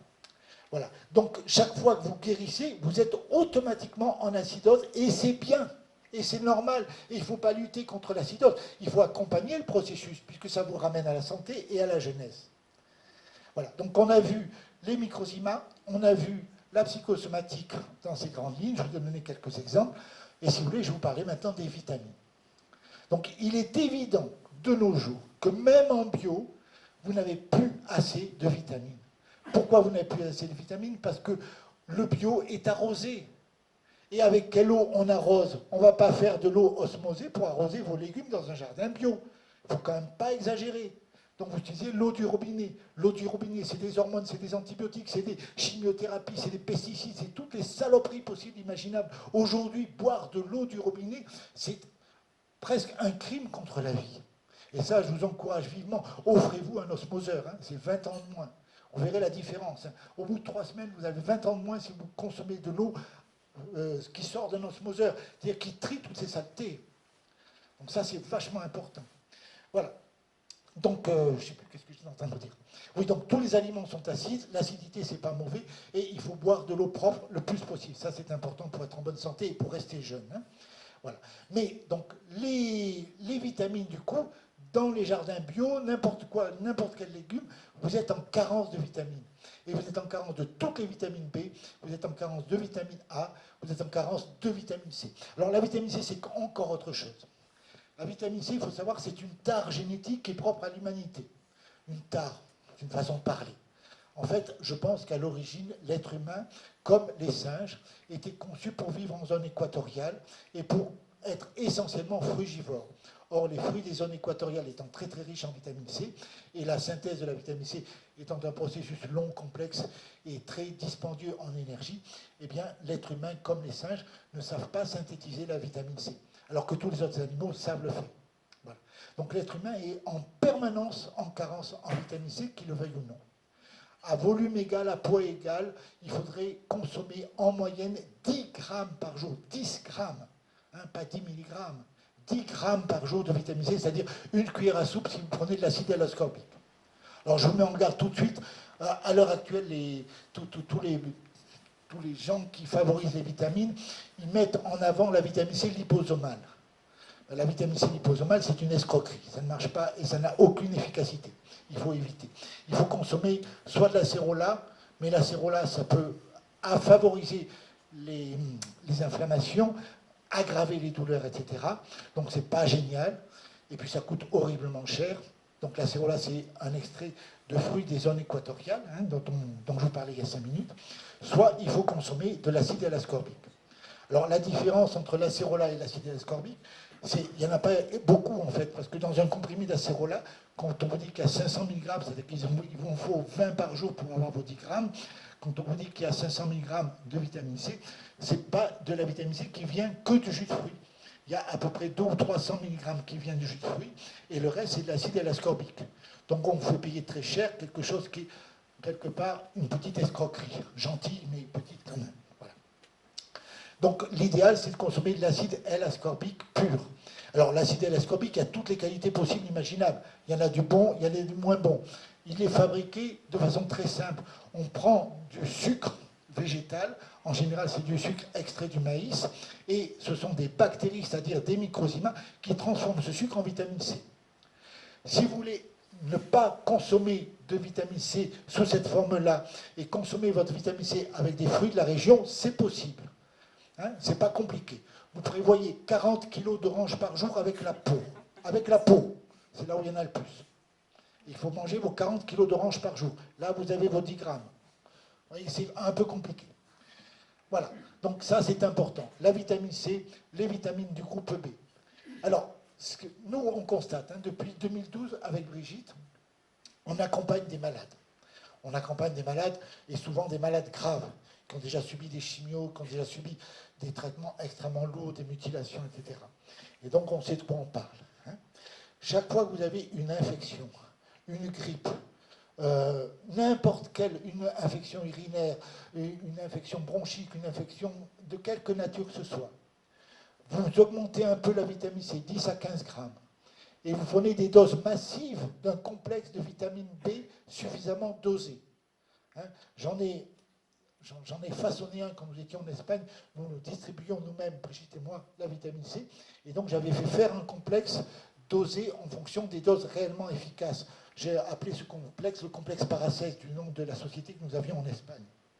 Donc actuellement, c'est le laboratoire Nutrivita qui a repris la fabrication et la distribution de ce complexe. Eh bien, je peux vous garantir que si vous consommez 10 à 15 grammes de vitamine C dans les infections les plus dures que vous ayez, et vous consommez 2 gélules 4 à 5 fois par jour de ce complexe de vitamine B, en 12 à 48 heures maximum, la pire des infections est guérie, à condition de ne pas prendre en parallèle le moindre antibiotique. Hein, puisque les vitamines C, la vitamine C et les vitamines B vont accélérer et donner au microsium le moyen de travailler à la réparation très rapidement et à vous guérir complètement très rapidement, alors que les antibiotiques tuent les microzymas et les empêchent de réparer. Donc si par exemple vous avez une infection urinaire, vous prenez des antibiotiques, l'infection urinaire c'est la vessie qui est en train de se réparer, si vous prenez des antibiotiques, vous bloquez la réparation. Si vous bloquez la réparation, il n'y a plus d'inflammation, vous n'avez plus de douleur. Mais dès que l'antibiotique s'arrête, le chantier repart. Et donc, vous croyez que vous faites une récidive de la cystite. Ce n'est pas vrai. C'est la même cystite qui repart parce que vous aviez bloqué le chantier momentanément. Si vous prenez, comme je vous dis, vos 10 à 15 grammes de vitamine C par jour et 2 gélules 4 à 5 fois par jour de complexe Paracels, eh bien, je vous garantis qu'en 12 heures, votre cystite est guérie et vous n'aurez pas de récidive. Elle sera définitivement guérie. Mais, alors, sachez aussi qu'en naturopathie, il y a des antibiotiques. Hein, les granions d'argent, c'est très à la mode, ou je ne sais plus comment ils disent, des trucs à base d'argent. Hein, ce sont des métaux lourds et ce sont des antibiotiques aussi. Et c'est proposé par tous les naturopathes, c'est le truc à la mode aujourd'hui. Il y a des huiles essentielles qui sont antibiotiques. Il ne faut surtout pas. Hein. Donc, ce n'est efficace que si vous ne prenez aucune substance anti-vie, puisque les vitamines sont pro-vie. Hein, on ne peut pas faire les deux en même temps. Si on fait les deux en même temps, l'un annihile l'effet de l'autre. Voilà. Donc, on a besoin en permanence de vitamine C, de vitamines du groupe B. On a également besoin de vitamine E, E comme essentiel. Hein. Et attention, alors là aussi, faites attention. La vitamine E, on en trouve en pharmacie. La vitamine E en pharmacie, il y a 30% de vitamine E efficace, 70% de poison violent pour le foie. C'est-à-dire que si vous prenez la vitamine E de pharmacie, au bout de 48 heures, vous commencez à avoir des douleurs dans tous les muscles, votre vision se trouble, c'est la catastrophe, parce que c'est le foie qui gère l'activité des muscles et l'activité des yeux, entre autres. Hein. Donc surtout pas de la vitamine E de pharmacie. Les pharmaciens, de toute façon, comme je ne sais plus qui c'est qui disait ce matin, ce sont des empoisonneurs. Hein. C'est la boîte à poison. Hein. Voilà, c'est une catastrophe. Bon. On a accompagné récemment, près de chez nous, un monsieur, il prenait 23 comprimés de la pharmacie tous les jours. Et sa fille, c'est un monsieur qui a 80 ans, et qui était dans un état, il était mourant. Hein. Et sa fille m'a montré son ordonnance, Lui, ça on peut arrêter, ça on peut arrêter, ça on peut arrêter. Il est ressorti avec ça lorsqu'on a vu tout ce dont il n'avait pas besoin. Un jour, il y a 15 ans, il a eu une poussée de tension. On lui a mis un anti-hypertenseur. Jamais personne n'a pensé à lui enlever, une fois que la poussée de tension était passée. Donc il prenait des médicaments qui servaient strictement à rien. Des anticholestérol, des trucs comme ça. Si, ça sert, hein, les anticholestérol, c'est génial. Hein. Évidemment, vous imaginez bien, le créateur est complètement abruti. Et donc, vous avez trop de cholestérol. C'est le créateur qui s'est trompé. C'est ce que croit en tout cas la religion médicale officielle, qui se croit plus intelligente que le créateur. Donc on vous donne des médicaments anti-cholestérol. Mais le problème, c'est que les médicaments, le cholestérol dans votre corps, il sert aussi à faire la myéline. La myéline, c'est la gaine du nerf. Donc si vous prenez des médicaments anti-cholestérol, vous êtes sûr d'avoir l'Alzheimer à 50 ans. Pas compliqué. Hein. Et puis, si jamais vous avez un problème vasculaire, eh bien, si vous n'avez pas de cholestérol, vous ne pouvez pas réparer vos artères. Le cholestérol est essentiel pour la réparation des artères. Donc, arrêtez de vous... Il faut que la médecine arrête de se croire plus intelligente que le créateur. Hein, le créateur, c'est quand même autre chose. Voilà. Je crois que j'ai fait un peu le tour de tout. Si vous avez des questions, je suis à votre disposition. Mais ce que je voudrais surtout que vous ayez dans la tête, que vous gardiez comme souvenir, d'abord, c'est qu'il n'y a pas de virus. Il n'y a pas de guerre bactériologique ou virale. Le processus cancéreux est là pour vous sauver la vie. L'intelligence créatrice qui est à l'origine de tout vous considère comme le plus fabuleux chef-d'œuvre qui ait jamais existé dans l'univers. Vous, précisément, chacun d'entre nous. Hein, ça, c'est important. Essayez d'entrer dans cette perception, dans cette conscience qu'à chaque fraction de seconde, cette immaculée conception fait battre votre cœur, fait travailler vos microzymas, fait respirer vos poumons.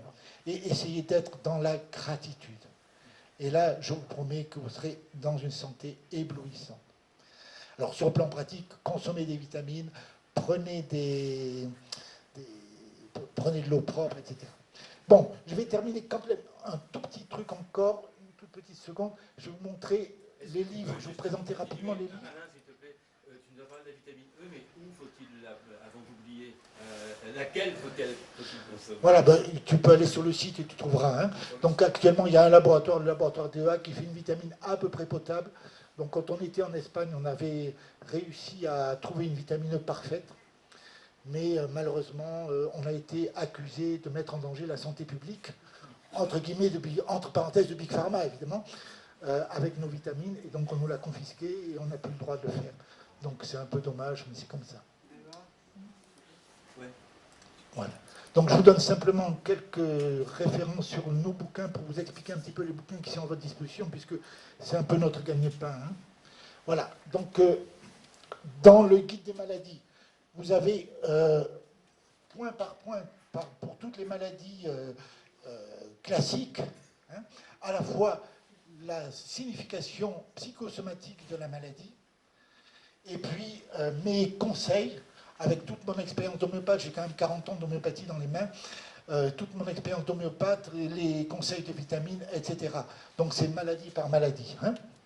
Voilà, ça c'est un livre essentiel quand on est ingénieur domestique. Vous savez, les ingénieurs domestiques, ce sont ces personnes qui travaillent 365 jours par an, encore plus en vacances pendant les fêtes, la nuit, le jour, qui n'ont jamais de repos, jamais de reconnaissance de quelque nature que ce soit. Hein, on appelle ça aussi les mamans, hein, vous connaissez peut-être. Voilà, donc pour les ingénieurs domestiques et pour toutes les personnes qui accompagnent, qui sont thérapeutes, c'est vraiment un outil essentiel. Ensuite, tout ce que je viens de vous expliquer, c'est résumé dans un petit livre que j'ai édité, que j'ai fait éditer par Edilivre il y a quelques mois, qui s'appelle « Une médecine pour la vie », qui va bien sûr à l'opposé de la religion médicale officielle. Hein. Donc là, vous retrouverez la présentation des microzymas, de la psychosomatique, les vitamines et cette dimension spirituelle essentielle qui est axée non pas sur une religion particulière, même si nous, on est plutôt chrétiens, qui est axée essentiellement sur la réalité de l'amour. Ensuite, une diététique pour guérir, où je fais le point sur tous les régimes qui sont proposés actuellement, enfin tous ceux dont j'ai eu connaissance à l'époque où j'ai écrit le bouquin, et vous avez l'étude détaillée, vitamine après vitamine, des besoins, du rôle, etc., de toutes les vitamines. Ensuite, le maladie qui explique la psychosomatique, et avec un préambule, qui est un petit conte de fées illustré par René Bickel sur les microzymas, qui montre comment travaillent les microzymas, comment ils construisent les cancers, comment ils construisent les bactéries pour guérir les cancers, etc. Puis il y a le prédécodage et principales pathologies et maladies. Ensuite, le résumé du livre du professeur Antoine Béchamp. Donc c'est un livre de 1000 pages à peu près, qui est parfaitement lisible. Hein. Si vous le voulez, je peux vous le donner en format PDF. C'est un peu long. Et puis sur ces 1000 pages, il y a à peu près, 900 pages de polémique avec Pasteur, parce que, évidemment, vous imaginez bien que Béchamp était parfaitement conscient de l'imposture de Pasteur, et il a essayé de se défendre un petit peu. Voilà. Donc j'ai résumé ce livre en une centaine de pages, en laissant quand même tous les protocoles scientifiques qu'il a utilisés et qui sont reproductibles. C'est-à-dire que véritablement les connaissances que nous avons sur les microzymas sont des réalités scientifiques. Et c'est des observations sur le vivant. C'est jamais sur le mort ou le dilacéré, comme je vous expliquais tout à l'heure. Hein. Voilà. Donc, et en plus, vous avez en introduction un résumé du résumé. C'est-à-dire que vous avez un résumé d'une dizaine de pages qui vous explique que sont les microzymas, comment ils fonctionnent, quelles sont leurs propriétés. Ensuite, vous avez l'esprit au service de la guérison, où vous avez donc quelques éléments essentiels, non seulement pour retrouver, si vous voulez, cette dimension spirituelle dont je vous ai parlé, mais également pour comprendre qu'est-ce que c'est que l'amour et gérer en quelque sorte les émotions qui sont à l'origine de cancer ou de processus pathologiques graves. Ensuite, un petit bouquin sur les vaccins. Bon, évidemment, les vaccins, c'était un peu mon dada. Ça a été la cause de ma radiation et en même temps de ma découverte de la véritable médecine. Hein. Donc c'est important, je connais bien la question. Sachez que dans les 11 vaccins qui sont rendus obligatoires par notre cher ministre de la Santé depuis 2017, on avait constaté, l'association Corvella en Italie avait pu démontrer qu'il n'y avait pas les antigènes qui étaient annoncés, tiens, c'est bizarre, et qu'il y avait déjà les fameuses nanoparticules dont on accuse le futur vaccin Covid. Elles étaient déjà présentes dans les 11 vaccins qu'on inocule à nos enfants depuis 2017. Voilà, donc ça, c'est pas indiqué dans ce bouquin qui date de 2002 ou 2003, mais vous avez quand même une bonne explication sur le rôle des vaccins, et enfin l'absence d'efficacité des vaccins, en tout cas au niveau spécifique. Un vaccin est efficace, mais pas spécifiquement. Il n'est efficace que parce qu'il empoisonne, et qu'en empoisonnant, il empêche le processus de réparation qu'est la maladie. Alors effectivement, si vous avez un vaccin, par exemple, contre la tuberculose, eh bien, enfin, le vaccin contre la tuberculose, ce n'est pas un bon exemple. Mais si vous avez par exemple le vaccin contre la coqueluche ou contre la rougeole, effectivement, comme il y a des quantités monumentales d'hydroxyde d'aluminium à l'intérieur, c'est un empoisonnement de votre organisme. La rougeole ne peut pas se mettre en œuvre. Et la rougeole, c'est le deuil du sevrage. C'est un processus d'évolution d'initiatique. C'est un processus initiatique qui est excessivement important et que chacun devrait pouvoir vivre à son âge, à l'âge adéquat, c'est-à-dire entre 2 et 15 ans en moyenne. Si on le vit à 50 ans, comme on le vit aujourd'hui grâce au vaccin, ben ça veut dire qu'à 50 ans, on n'a pas encore fait le deuil du sevrage de maman.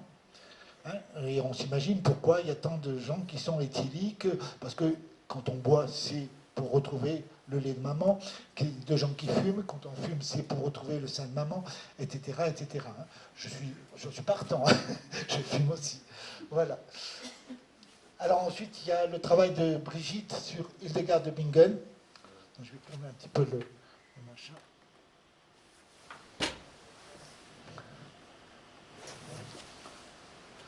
Voilà, bon, si vous voulez, c'est sûr que depuis que je vis avec Brigitte, Brigitte, de temps en temps, s'ennuyait.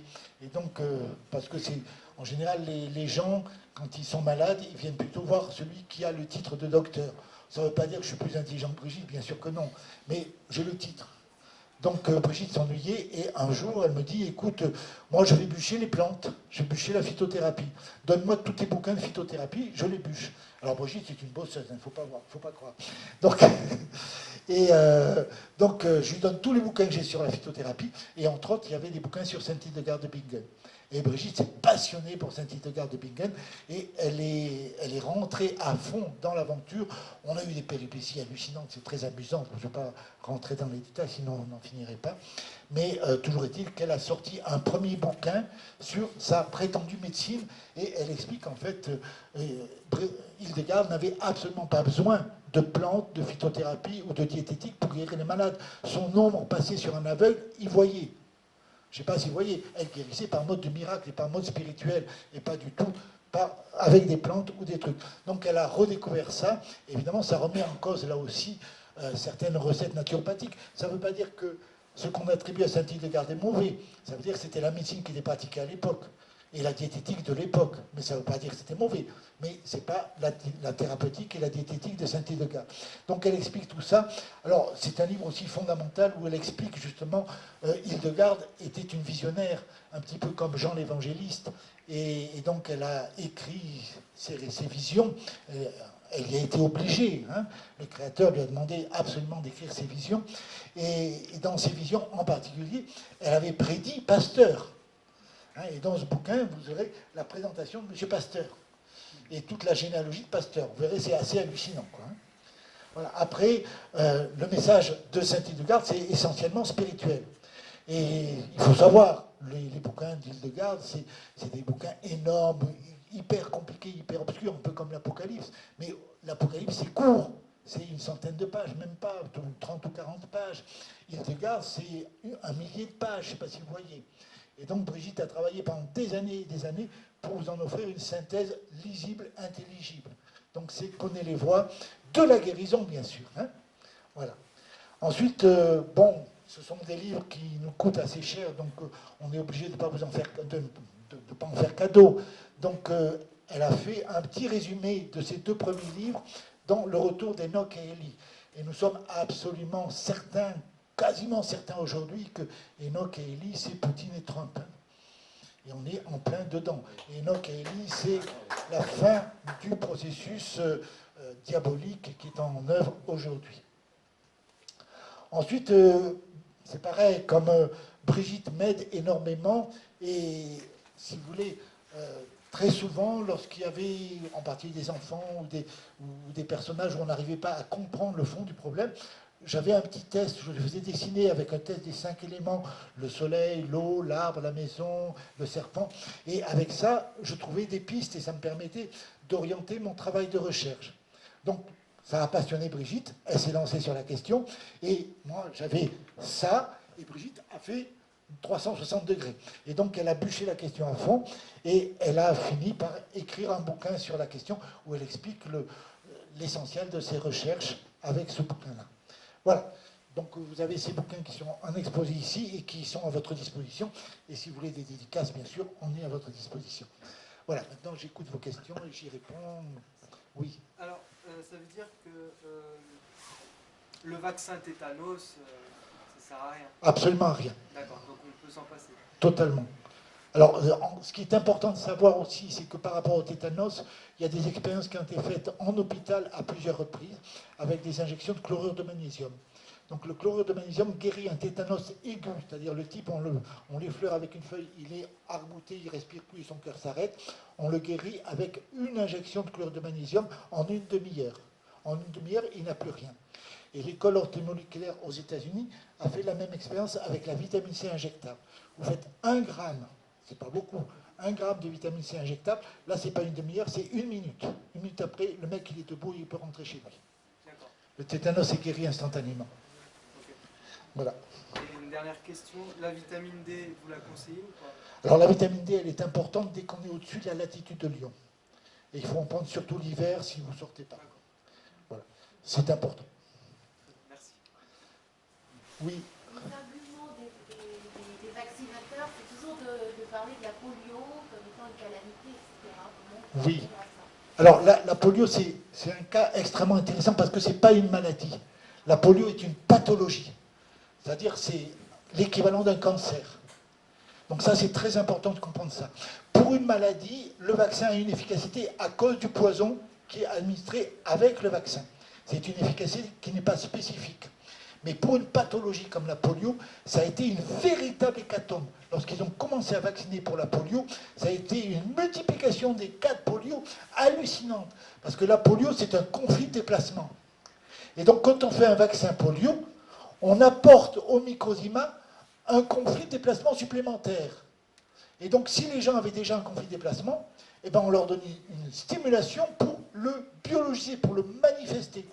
Et donc, à partir du vaccin anti-polio, ça a été un véritable drame et ils ont failli perdre leur crédibilité vis-à-vis des vaccins. Donc, la solution qu'ils ont eue et qu'ils ont prise à ce moment-là, ils ont mis l'antidote, à savoir le chlorure de magnésium, comme soi-disant adjuvant d'immunité, c'est-à-dire le poison. Ils ont remplacé le poison par du chlorure de magnésium pour diminuer un peu les dégâts. Mais grâce à la vaccination de la polio, eh bien, l'épidémie s'est amplifiée de façon considérable. Et elle n'a réussi à s'atténuer ensuite qu'avec le temps, parce que de toute manière, les épidémies finissent toujours par disparaître spontanément. Donc elle a fini par disparaître, mais beaucoup plus lentement, des centaines d'années après, alors qu'elle aurait dû disparaître beaucoup plus tôt. Et parce qu'ils avaient mis le chlorure de magnésium. Attends, il y avait une personne derrière, non ? Le conflit de déplacement, ben, je vais vous donner un exemple typique. Hein. Monsieur Pasteur a été missionné, donc au XIXe siècle, il a été missionné par le ministre de l'Agriculture de Napoléon III pour s'occuper d'une maladie des vers à soie. Et donc il est venu 4 ans de suite, pendant l'été, à côté d'Alès dans le Gard, pour s'occuper de ce problème-là. Et au bout de 4 ans, résultat des courses, 0. Et pendant 4 ans, les paysans l'ont accueilli comme un prince. Alors, il était missionné et payé très très richement par le gouvernement de Napoléon III. Hein. Mais donc, il a été accueilli gratuitement. On a mis à sa disposition une ferme. Les paysans se sont mis à son service chaque fois 4 mois.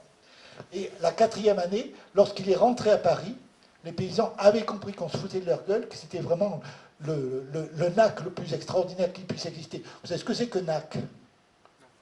Nul à... Bon, voilà. Hein. Donc ils avaient compris que c'était le NAC le plus fabuleux qu'on ait jamais mis sur le marché. Et par conséquent, il est parti sous les jets de pierre des paysans. Donc s'il redescendait une 5e fois, il était mort. Pour son cerveau, en tout cas. Les paysans n'auraient peut-être pas été jusqu'à le tuer parce qu'ils n'avaient pas envie de se retrouver en prison.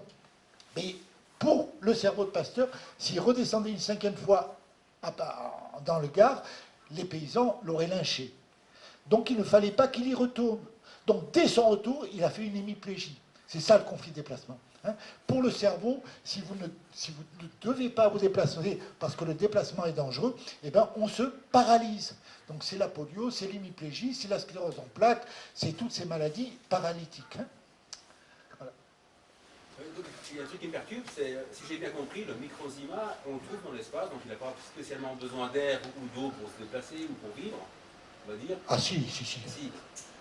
Si, il se déplace avec des poussières de l'air, mais il faut de l'air, et il ne sait pas voler tout seul. Mais on le trouve dans l'espace. Dans l'espace, il n'y en a pas. Ah, il n'y en a pas. Non, dans l'espace, il y a l'énergie magnétique, mais il n'y a pas de microzima. D'accord. Mais par contre, les météorites en transportent. On a retrouvé des microzimas sur les météorites en provenance de Mars et des bactéries. Hein. Et comment elle s'organise pour faire, par exemple, dans l'histoire de l'aquarium, la forme d'un crustacé ou d'un...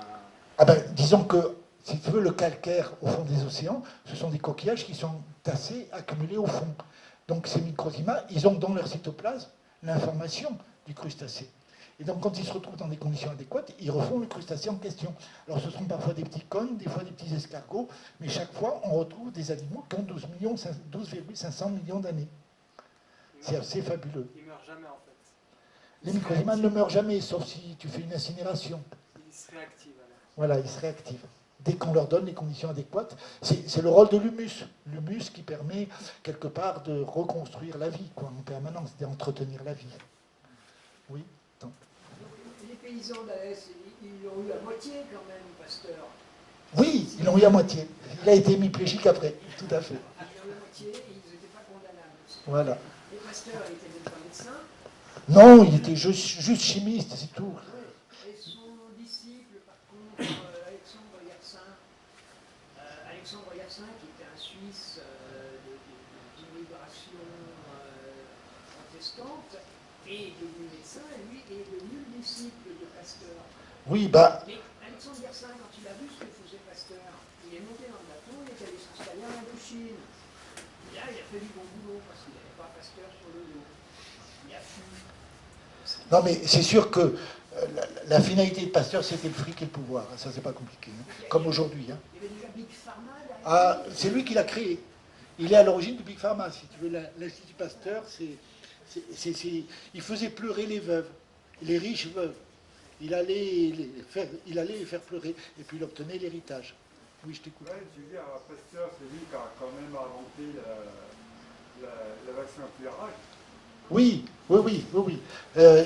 Alors, je vais te répondre très clairement. Hein.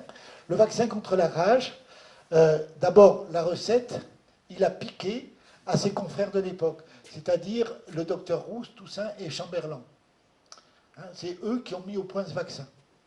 Et il trouvait qu'il n'était pas assez efficace, donc il est revenu beaucoup plus avant le stade de l'atténuation. C'est-à-dire qu'en fait, il a inoculé la rage. C'est-à-dire que quand Pasteur faisait un vaccin contre la rage, en fait, il inoculait la rage.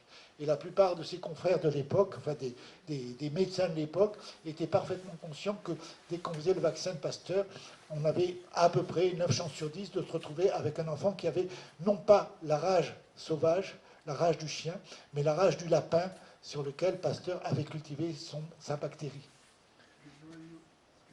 Vous pensez à des écoles actuellement pour faire vacciner les machins, et même le vaccin que vous disiez tout à l'heure,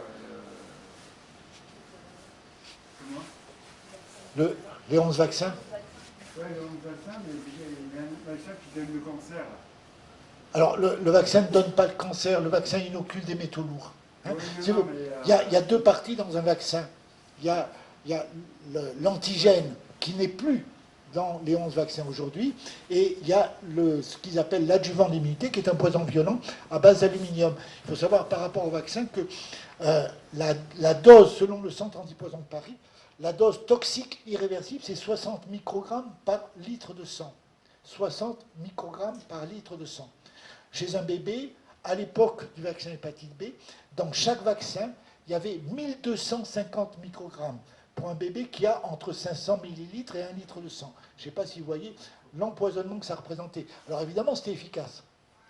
Et l'aluminium, il va se déposer essentiellement dans le cerveau, c'est la maladie de la vache folle ou de la maladie de Creutzfeldt-Jakob pour les humains, dans les reins et dans les os. Dans les reins, ça déclenche une insuffisance rénale.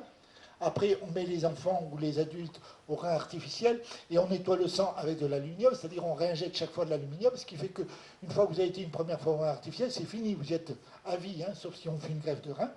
Et puis la troisième cible, c'est l'os. Et l'os, c'est bien parce qu'après, vous pouvez faire de l'os ce que vous voulez. Vous savez, comme les petits personnages, les petites figurines qu'on faisait à l'époque avec de la mousse, et puis à l'intérieur, il y avait un fil de fer. Hein. Donc l'os, vous pouvez le tordre comme vous voulez. Une fois qu'il est bien imbibé d'aluminium, c'est génial. Hein, c'est pour ça qu'on se retrouve avec des enfants qui ont des jambes arquées, qui ont des scolioses, des choses abominables. C'est l'aluminium des vaccins. C'est pour ça que je voulais dire, c'est le vaccin qu'on faisait pour Peut-être celui qui était une pathologie, non? Il n'y avait pas un vaccin, c'est pour la polio, la pathologie. Ouais, c'est polio que je veux dire. Et comme les écoles ils demandent le vaccin contre la polio, vous faites quoi? Quand les gens me demandent un vaccin contre la polio. Oui, non, mais les écoles. Oui. L'obligation vaccinale. Ceci, cela. Oui, ah ben, il faut essayer d'éviter les vaccins, ça c'est sûr. Au maximum, il faut les éviter. Faire comprendre ça aux parents et aux professeurs qui a les écoles aussi. Si tu veux, moi, Le truc du Covid, hein, c'est pareil. oui, bien sûr. Si tu veux, quand j'étais médecin, j'ai rédigé des dizaines de milliers de certificats de contre-indication à vie. Mais depuis que je n'ai plus l'inscription à l'ordre des médecins, je n'ai plus le droit. Hein, et si je m'amuse à le faire, je suis poursuivi pour exercice illégal de la médecine. Et de toute façon, ils me considèrent comme pas valide. Oui, je t'écoute. Oui, Alain, après l'intervention d'Alain, je vais prendre la parole. Je l'expliquerai sans avoir à faire un recours au médecin, comment est-ce qu'on peut éviter ça.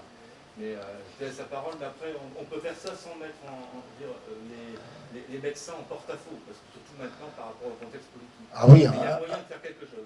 un médecin qui fait un certificat de contre-indication, il est radié dans les 2 ans qui suivent. Hein. Donc, comment reprendre notre pouvoir? On donnerait tout ce qu'il faut, les documents, tout ça. Ça, je me pensiez sur la Parle bien fort, parce que je suis un peu dur de la feuille. vitamine B12. Oui. On nous fait tout un truc quand on mange plus de produits animaux, comme quoi il faut faire des cures de vitamine B12. Et moi, j'ai vu qu'il y avait plusieurs types de vitamine B12 dans les comprimés. Oui. Il y en a une qui est visiblement chimique, une autre qui est naturelle.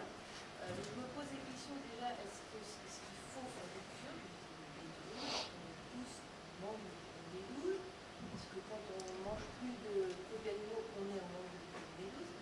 Et on nous dit que la vitamine B12 de la spiruline ne s'assimile pas, n'est pas assimilable par l'organisme. Je me pose des questions sur... Oui, la vitamine B12, il faut savoir qu'on a un organe supplémentaire au niveau des tripes, hein, au niveau du gros intestin. Cet organe supplémentaire, c'est un véritable lit de bactéries endogènes que nous avons fabriqué nous-mêmes. C'est un organe de plus. Et la fonction essentielle de cet organe, c'est justement de fabriquer des vitamines, dont la vitamine B12. Donc on en fabrique spontanément un peu, hein, mais pas tout à fait suffisamment. Dans certaines circonstances, c'est un peu limite. Donc il faut en consommer. Alors il y a 2 ou 3 types de vitamine B12, effectivement. Il y a les méthylcobalamines et la cyanocobalamine, essentiellement. La cyanocobalamine, c'est un sel de cyanure. C'est pas tellement génial. Donc il faut vérifier, quand vous consommez la vitamine B12, que ce ne soit pas de la cyanocobalamine. Maintenant, il faut savoir que les quantités nécessaires sont tellement infimes que même si c'est la cyano, c'est pas très grave quand même. Voilà. Mais bon, alors après, il y a certaines personnes qui assimilent très bien la vitamine B12, il y en a d'autres qui ne l'assimilent pas. Donc ça se voit très vite, dès qu'on regarde le sang, les personnes qui n'assimilent pas la vitamine B12, qui sont en carence, eh bien, elles ont des globules rouges qui sont énormes, qui sont beaucoup plus gros que la normale. Donc ça se voit sur une simple goutte de sang en quelques minutes. Bon, ces gens-là, il faut qu'elles fassent 1 fois par an une injection ou 2 de vitamine B12 en intramusculaire, et elles sont tranquilles pour 1 an. Hein, puisque ça se stocke et ça se régénère en permanence. Sinon, la plupart du temps, si vous consommez des œufs, par exemple, si vous consommez des choses comme ça, on trouve, je pense, il y en a aussi dans l'amande. Hein, si vous prenez de la purée d'amande pour remplacer les laitages, vous avez votre ration de vitamine B12, je pense. J'ai pas vérifié, ça c'est à vérifier, mais je pense que c'est à peu près certain. Mais de toute façon, ça se voit très facilement dans le sang, et là, on sait, si vraiment il y a carence, il faut faire 1 piqûre ou 2 par an. Une question pour la vitamine B. Les vitamines B. Non, D. D. C'est ça la mode. Alors, la vitamine D, oui, alors ça, il faut savoir. C'est une mode depuis quelques années. Hein. Les médecins dosent systématiquement, maintenant, chaque fois qu'on fait une prise de sang, on vous dose la vitamine D, on vous dit, ah, il y en a assez, il n'y en a pas assez. Alors, c'est toujours pareil, c'est la folie par rapport à l'ostéoporose. On s'imagine que l'ostéoporose est liée à des circonstances extérieures. Mais non, l'ostéoporose, c'est ce que je vous expliquais tout à l'heure, c'est comme pour le cancer de l'os. L'ostéoporose, c'est les gens, quand ils arrivent à un certain âge, s'ils se dévalorisent, eh ben, ils commencent à démonter leur squelette de leur vivant. Donc s'ils rentrent dans l'action de grâce, ils reconstruisent leur squelette. Hein. Donc là, c'est pas compliqué. Hein. Il faut premièrement matérialiser votre vie spirituelle dans votre lieu de vie en aménageant un lieu qui soit réservé à votre relation avec le divin, et il faut y passer 1 seconde au moins matin et soir pour rendre grâce de ce que vous êtes, de la splendeur que vous êtes, de la nuit que vous avez passée, de la journée que vous avez passée, etc. Et si vous faites ça, vous n'aurez jamais d'ostéoporose. Hein, et rien à voir avec la vitamine D. Alors la vitamine D, on la synthétise automatiquement dès lors qu'on est en dessous de la latitude de Lyon. Si on est au-dessus de la latitude de Lyon, c'est bien d'en prendre un peu, au moins l'hiver. Hein, voilà. Oui. Que pensez-vous des magazines Alternative Santé, la lettre de Jean-Marc Dupuis Alors, si vous voulez, la naturopathie, si vous voulez, quelque part, j'avais envie de commencer la conférence en me disant, vous êtes tous croyants. Vous êtes tous croyants au Père Noël. Mais je vous préviens, le Père Noël, on peut y croire jusque vers 6-7 ans. Puis après, il faut arrêter. Il faut rentrer dans la réalité. Le Père Noël n'existe pas. Bon. Donc, quelque part, on est tous croyants dans cette religion médicale officielle. Et les naturopathes, plus que les autres, peut-être. Ils croient encore plus que les autres à la guerre bactériologique, à la guerre virale et à plein de bêtises qui ne sont absolument pas scientifiques. Et c'est dommage. Ils sont repartis du paradigme de la religion médicale officielle et ils ont construit plein de délires autour. Hein, et en particulier, ils sont contre l'acidose, ils sont contre... Alors que l'acidose, c'est la santé, c'est la jeunesse. Hein, c'est le retour à la santé et c'est la jeunesse. Donc il faut, quelque part, les naturopathes, je trouve, c'est... Je vais vous dire, lorsqu'un médecin fait une connerie, je l'excuse. Pourquoi je l'excuse? Parce que je suis passé par là. 8 ans, 10 ans de lavage de cerveau, vous ne savez plus penser, vous ne savez plus réfléchir. Donc les pauvres, ils n'ont pas de chance. Et donc ils sont excusables, ces pauvres toubibs. Hein, en plus, on leur met le fric sous le nez. Hein. Chaque fois qu'un médecin prescrit une chimiothérapie, il y a une valise de billets qui passe sous la table. Une valise de billets. Hein, ce n'est pas 3 francs 6 sous. C'est réellement une valise de billets. Et en espèces. Il ne faut pas croire. Et c'est vrai. Et c'est quelque chose qui est vu, qui est vérifié. Et on a des témoignages qui sont absolument incontournables là-dessus. Bon, comprenez, un médecin, il faut quand même, c'est pas avec 20 euros, s'il prend les gens sérieusement une heure chacun, c'est pas avec 20 euros de la consultation qu'il va pouvoir gagner sa vie. Donc s'il peut obtenir une valise de billets de temps en temps, ça lui fait du bien. Ça met du beurre dans les épinards, comme on dit. Hein. Bon. Donc lui, il est excusable. Mais le naturopathe, quelque part, les gens comme Dupuis ou autres, ils connaissent Béchamp, ils n'en tiennent pas compte. Ils connaissent la psychosomatique, ils n'en tiennent pas compte. Merde. Moi, je trouve qu'eux ne sont pas excusables, et eux, ils me mettent presque plus en colère que les médecins. Enfin, en colère, je ne suis pas en colère, mais je suis peut-être en colère, mais on peut être en colère aujourd'hui. Hein. Voilà. Donc, quelque part, la naturopathie, c'est la même religion médicale, mais avec des moyens moins agressifs. Ce sont les nouveaux médecins, en quelque sorte. Voilà. Mais c'est encore de la médecine officielle. C'est bon? On en reste là. Allez. Donc, si vous voulez des dédicaces...